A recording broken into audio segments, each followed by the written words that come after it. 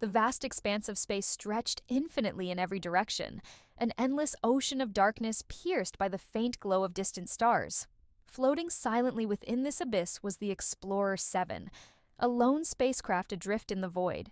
Its metallic hull reflected the cold blue glow of distant nebulae, while the subtle hum of its engine echoed like a distant heartbeat. Inside, the atmosphere was still, heavy with the weight of isolation. Commander Aiden Cole sat alone at the control console, his gaze fixed on the flashing readouts that provided a lifeline to the outside universe. The soft glow of green and amber lights danced across his face, highlighting the sharp lines of exhaustion that had etched themselves onto his features. His fingers tapped rhythmically against the armrest, a subconscious response to the unending quiet that pressed in from all sides. Solitude was a familiar companion now, but tonight it felt different. Heavier. "Status check," Aiden muttered, his voice breaking the oppressive silence. "All systems nominal, Commander," replied a calm, feminine voice. It was EVA, the ship's AI assistant, always composed, always logical. Her presence was supposed to be reassuring, but tonight even her voice felt hollow. "Double-check the proximity sensors," Aiden said, rubbing the bridge of his nose. "I'm getting that feeling again." "Recalibrating sensors. No anomalies detected," EVA responded, her tone unwavering. But Aiden's gut told him otherwise. Over the past 3 nights, he had felt something. No, sensed something. Watching him. It wasn't a noise, not a shadow, but an undeniable awareness that prickled the back of his neck. He'd brushed it off at first, blaming it on fatigue or stress from extended isolation. But now, the feeling was stronger. It clung to him, persistent, like the steady hum of static on a radio. He stood from his chair, stretching his stiff muscles, and glanced over his shoulder. Nothing but the empty corridor leading to the crew quarters. He scanned the shadows a moment longer than he should have, his heart beating a little faster than usual.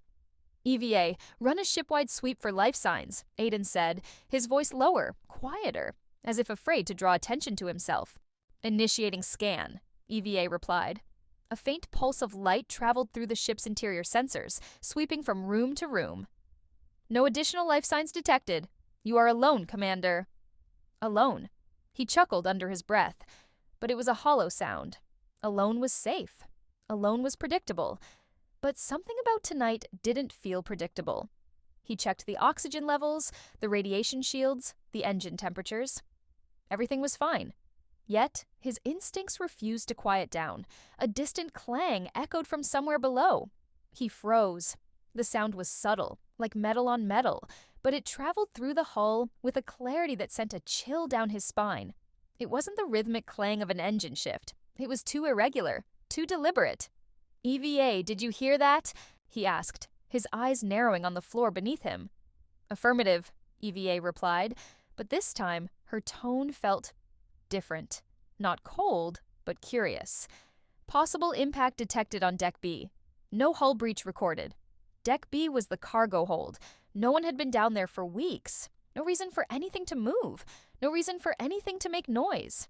Aiden's jaw clenched. He slowly reached for the utility belt hanging on the wall, slipping on his flashlight and his shock baton. He didn't believe in ghosts, but he believed in problems. And problems didn't solve themselves.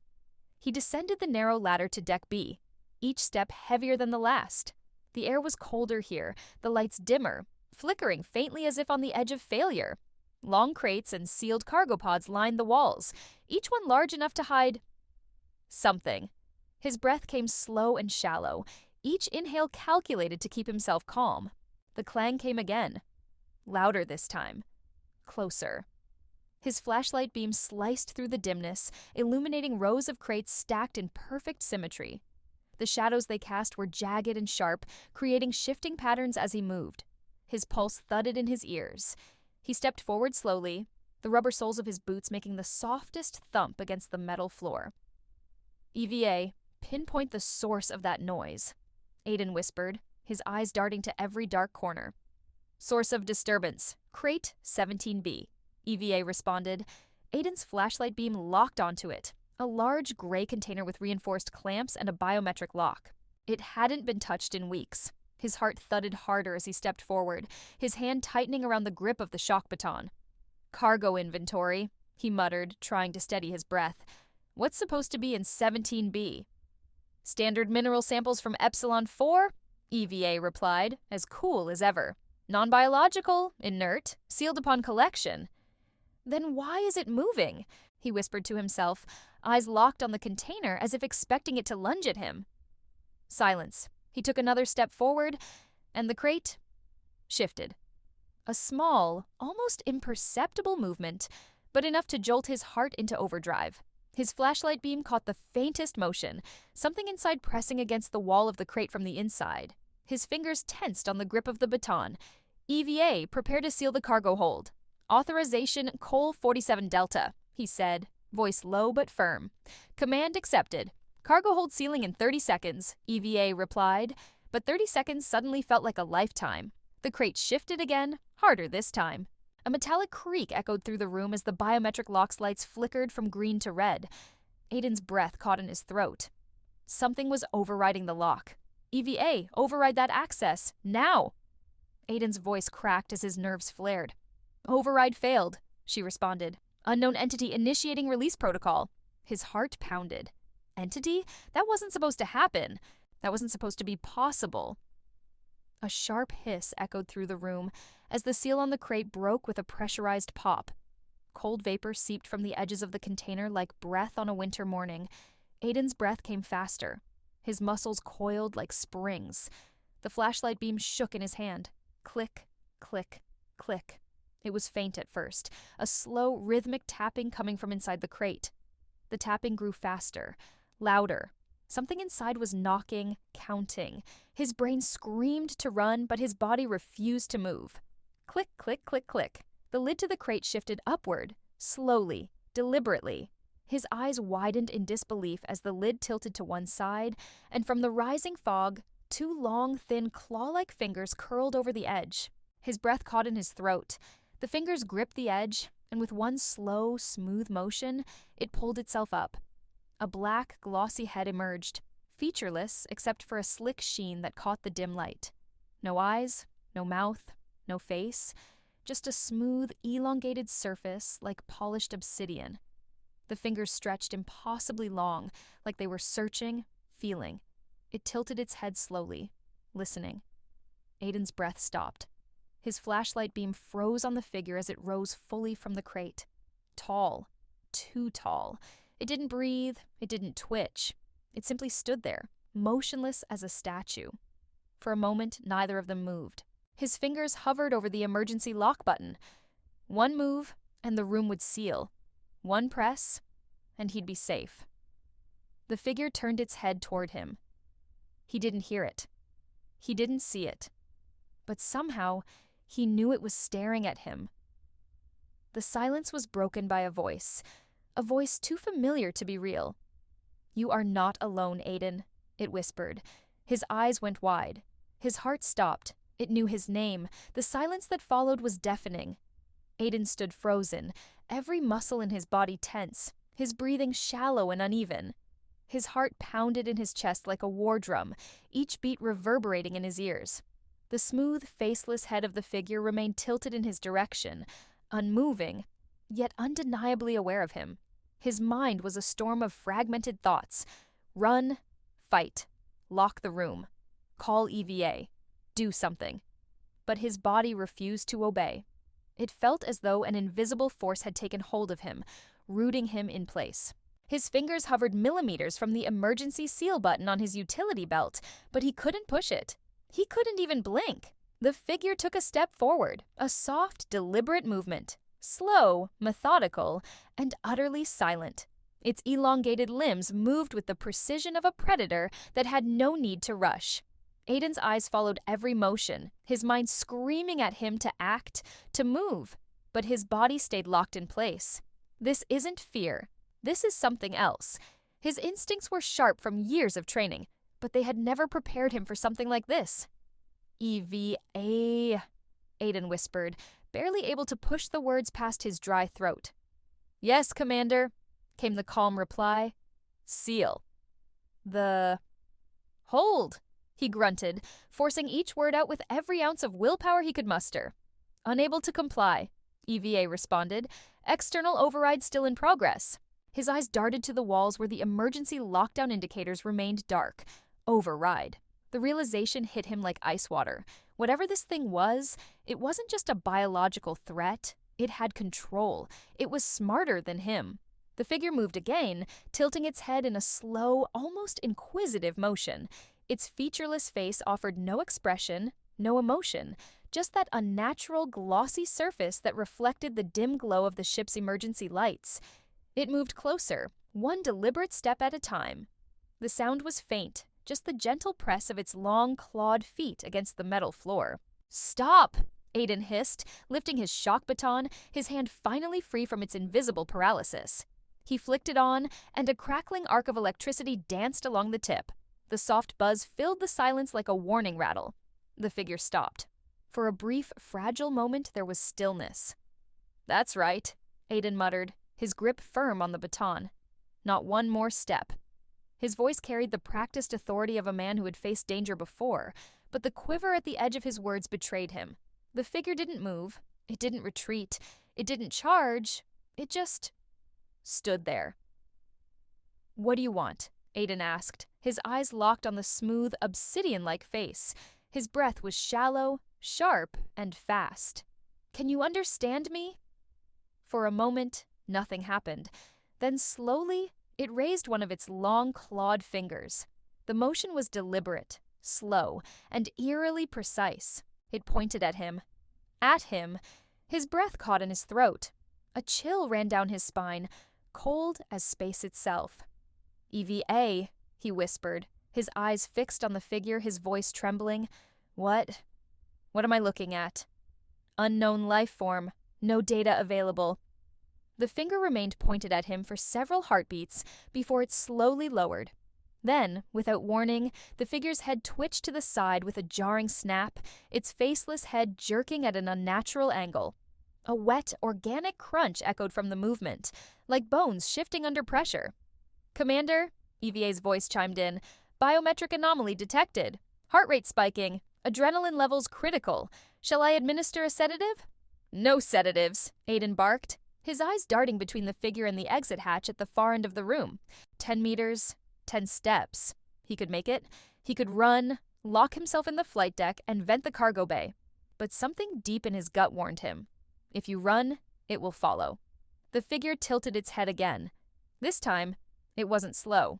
It was fast. Too fast. Its head jerked from side to side like it was scanning him. Or studying him. Aiden's breath quickened. "EVA, how long until I regain lockdown control?" "External override estimated to end in 14 minutes. 14 minutes? He hissed, his eyes darting to the darkened emergency lock indicator. "I don't have 14 minutes, EVA." "Acknowledged."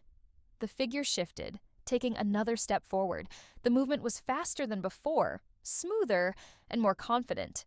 It wasn't testing him anymore. It was advancing. "Back! Up!" Aiden growled, jabbing the baton toward it. The sharp arc of blue lightning danced from the tip, crackling like a small thunderstorm. The light reflected off the figure's surface, illuminating its long, skeletal limbs. It stopped. Not from fear, but from calculation. It leaned forward slowly, like it was observing the baton. Curious. It tilted its head back toward him, still silent, still unreadable. "EVA, initiate broadcast. Open a channel to Central Command," Aiden said, his eyes flicking briefly to the wall-mounted comms unit. "Unable to comply. Communications offline." He winced, sweat beading on his forehead. How long had it been offline? His mind flashed back to the subtle sensor glitches, the faint static in EVA's responses. He'd ignored it, chalked it up to radiation interference. But now he realized it had been here the whole time, watching, waiting. The figure straightened, its full height towering over Aiden. It raised its arms slowly, palms open. It wasn't attacking. It wasn't retreating. It was presenting itself. Then it spoke. Not with a voice, not with sound, but with something deeper. A pressure in his mind, like an ancient bell tolling from a distant cavern. The words were not heard, but felt. "We see you." Aiden staggered back, his free hand clutching his head. It was inside his mind. His thoughts reeled, his vision blurring as the presence filled his consciousness. "You see us." His knees buckled, and he dropped to one knee, panting hard. The baton fell from his grip, clattering on the metal floor. His head pounded with the weight of it. Not just the words, but the sheer weight of something vast, old, and immeasurably powerful pressing down on his mind. "Get out," he hissed, gripping the sides of his head. "Get out of my head. You hear us. You feel us. You belong." "No!" he roared, slamming his fist on the ground, his vision flashing white with pain. He clawed himself upright, shaking off the mental fog with sheer defiance. His breath was ragged. His heart felt like it might burst.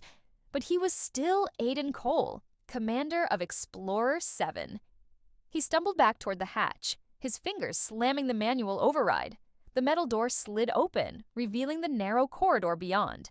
Every instinct screamed at him to run.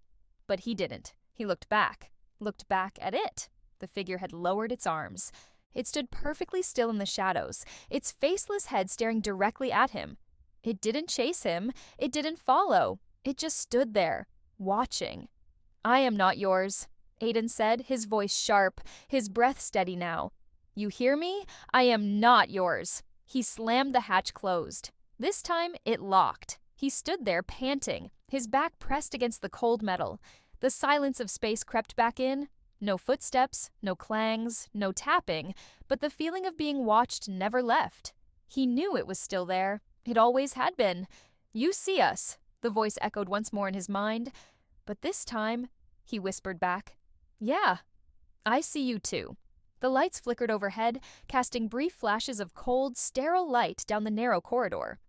Aiden's breaths came in short, sharp bursts, his lungs burning as he leaned against the cold metal wall. His pulse hammered in his ears, drowning out the low hum of the ship's engine.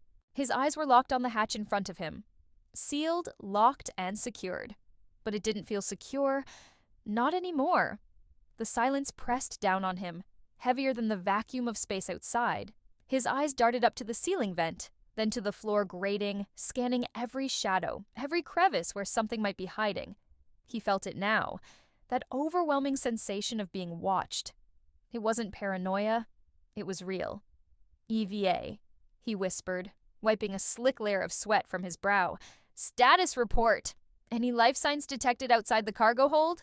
"Negative, Commander," EVA replied in her usual calm tone. "No foreign life signs detected on board." Aiden's eyes narrowed, his jaw tightening. No life signs? The figure had been right in front of him. It had moved. It had acted. It had spoken to him. But the ship's scanners showed nothing. "Recalibrate internal sensors," Aiden said, his voice hoarse. "Run a manual diagnostic. Recalibrating, estimated time, 4 minutes. Make it 2, he snapped, clenching his fists. He started walking, slow and deliberate, down the corridor. Each step echoed in the tight metal passageway, bouncing back at him like footsteps behind him. He glanced over his shoulder. No one. Nothing. Just the empty hallway, lit by the dim red emergency lights. Stay calm. Stay sharp. But it was impossible. His thoughts were a blur of doubt and dread. If it could mess with the ship's sensors, what else could it do? Could it be in his mind right now, watching his every move from inside his head? He shook the thought away. Focus. One step at a time. As he reached the flight deck, he swiped his keycard across the console and stepped inside. The door slid shut with a soft hiss, sealing him inside. The room was brighter than the hallway, the blue glow of control panels and displays casting long shadows across the floor. The central pilot's chair sat in front of a wide observation window, offering a breathtaking view of the endless void of space. Stars stretched out in every direction like diamonds scattered across black velvet. Beautiful. Infinite. But he didn't feel awe. Not anymore. He sat in the pilot's chair, resting his head in his hands, his fingers pressing into his temples. His eyes squeezed shut, and for the first time since the encounter, he let himself breathe. Just breathe. EVA. He muttered, his voice cracking. What was that thing? There was a brief pause. No data available, no matching entries in the xenobiology database. It talked to me, he whispered, his hands falling to his lap. His fingers trembled slightly, and he stared at them like they didn't belong to him. It got in my head. Specify it, Commander. You know what I mean, EVA, the thing in the cargo hold? It's not just some random life form, it's something else. He leaned forward, his eyes scanning the endless void outside the observation window. His reflection in the glass stared back at him, tired, worn, and hollow. It knew me, EVA. It knew me. Statement unclear, Commander. Please clarify. Aiden let out a bitter laugh, rubbing his face with his hands. Forget it. Silence again. Heavy. Crushing. He tapped his fingers on the armrest of the pilot's chair, his eyes darting to the ship's internal cameras. One by one, they displayed empty hallways, cargo bays, and maintenance rooms. Empty. Empty. Empty. But his gut told him otherwise. They're never empty. He sat there for a moment, letting his eyes drift closed. Exhaustion pulled at him, but sleep wouldn't come. Don't sleep? Don't sleep, Aiden. He remembered the stories of deep space psychosis, isolation, paranoia, hallucinations born from too much silence and too much darkness. But this wasn't that. He knew it. The hum of the ship's systems was steady. The faint click of relays switching on and off filled the air like distant metronomes. Then it happened. A sound. It wasn't loud, but it was distinct. A tap. One single, deliberate tap on glass. His heart stopped. His eyes snapped open, his breath caught in his chest. Slowly, so slowly, he turned his head toward the observation window. His reflection stared back at him. Wild eyes, pale skin, and shallow breaths fogging the glass. Then his reflection smiled. Aiden didn't. His chest seized with panic. His reflection raised a hand slowly and tapped the glass with one finger. Tap, tap, tap. No! Aiden gasped, launching himself out of the chair. His back hit the far wall, his eyes locked on the window. That's not me! That's not me! His reflection stood there, grinning, its eyes pitch black like twin voids. EVA, lock down the flight deck! He shouted, sweat pouring down his face. Unable to comply. No threats detected. It's right there! He yelled, pointing at the window. But it was gone. His reflection was normal again. Wide-eyed, pale, terrified, but normal. He clutched his chest, feeling the pounding rhythm of his heart trying to break free. Not real. It's not real. But his instincts screamed otherwise. His reflection had moved on its own. His reflection had smiled. EVA, confirm camera feed in the flight deck, he said, his voice low but firm. Confirmed. No anomalies detected. He scanned the room again, eyes darting to every corner, every shadow. Every dark space felt like it was watching him. It's in here. I know it's in here. He edged toward the weapons locker, keeping his back to the wall. His fingers moved fast, tapping the security code into the pad. The locker clicked open, revealing an emergency pulse rifle hanging from a magnetic rack. He grabbed it, checked the charge, and flicked off the safety. His hands were steadier now. If it came for him, he'd be ready. EVA, tell me if anything moves on board. No, scratch that. Tell me if anything breathes on board, he muttered, his grip on the rifle tight. Understood, Commander. He moved to the corner of the room, eyes fixed on the observation window. He sat with his back against the wall, the rifle pointed toward the center of the flight deck. If it appeared, he'd have a clear shot. His breath was slow, controlled now. Focus, stay sharp, stay alive. For the first 10 minutes, there was nothing but the hum of the ship. Then the lights flickered. EVA, he said slowly, his voice like a blade's edge. What just happened? Minor power fluctuation, no threat detected. The air in the room grew colder. His breath came out in small, misty clouds. The temperature was dropping fast. EVA, report internal temperature. Current temperature, 6 degrees Celsius, declining at 1 degree per minute. His knuckles went white around the grip of the rifle. The environmental controls weren't failing. It was doing this. EVA, emergency override, full heat restoration, now. Unable to comply. External override in progress. His heart stopped again. That phrase. External override. Not something in the ship. Something outside. He slowly raised the rifle, pointing it directly at the observation window. The glass was fogging from the temperature shift. His breath came out in white puffs. His fingers hovered over the trigger. A shadow moved across the fogged glass. His eyes widened. The shadow moved like it was outside the ship. But that's impossible. No one survives out there. The fog cleared just enough to see it. Just for a moment. Long, skeletal fingers pressed against the glass. They dragged slowly down, leaving faint streaks of frost. Then it was gone. Aiden didn't move, didn't breathe, didn't blink. "We see you," the voice echoed in his mind again. This time, he didn't answer. He pulled the trigger. The glass didn't shatter, but the shadow returned,